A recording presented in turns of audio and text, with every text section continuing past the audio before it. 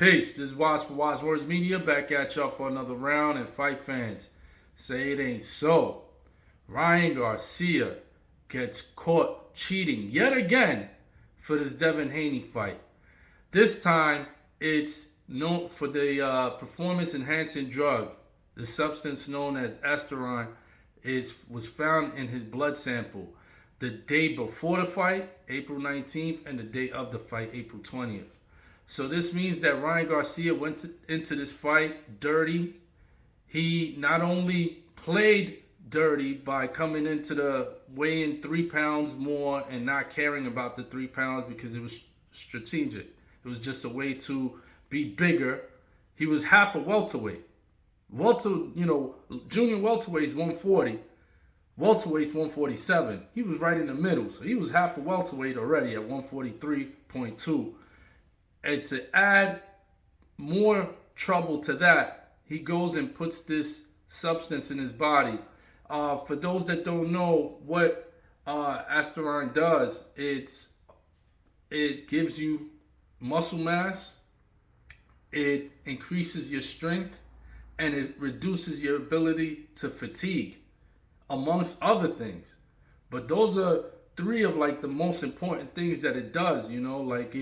It bulks you up, it enhances your strength, and it reduces your fatigue. So this way, Devin Haney, a man who is doing all that he can, sacrificing himself, eating the right way, waking up at 4:30 in the morning to train, just to bring his body down in accordance to the rules and regulations.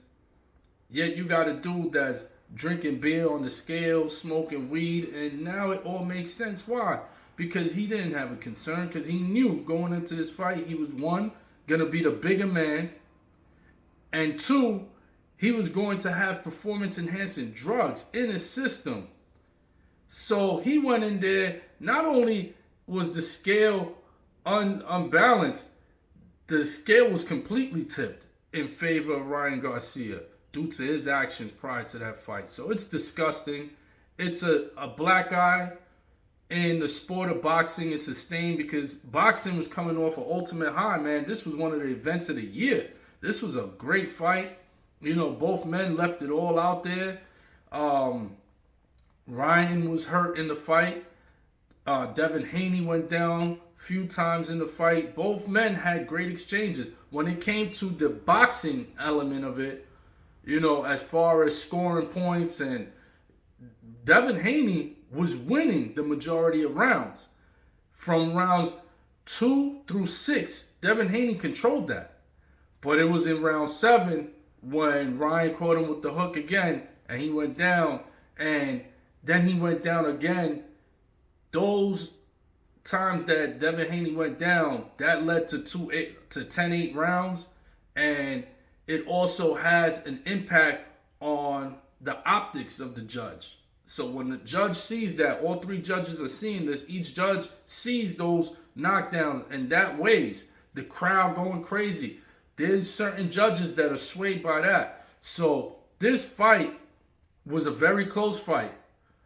But what gave Ryan Garcia the ultimate edge was the knockdowns. But now we got to ask ourselves, without performance-enhancing drugs, without the extra 3.5 pounds, being half a welterweight, without a substance in his bloodstream that increases his strength and inability to fatigue, with all of these things in his system, would he have still had the same type of performance?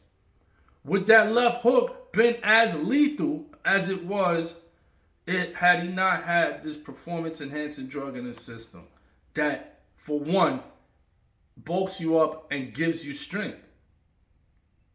It's a foul game. It's a foul sport. Devin Haney has already made a statement. He said that this is going beyond boxing. This is personal. This is beyond boxing now. He don't even know if he wants a rematch because this guy's dirty, he's filthy, and he shouldn't even be, in competing if he's gonna come into the ring like this, because like Devin Haney said, we don't play boxing.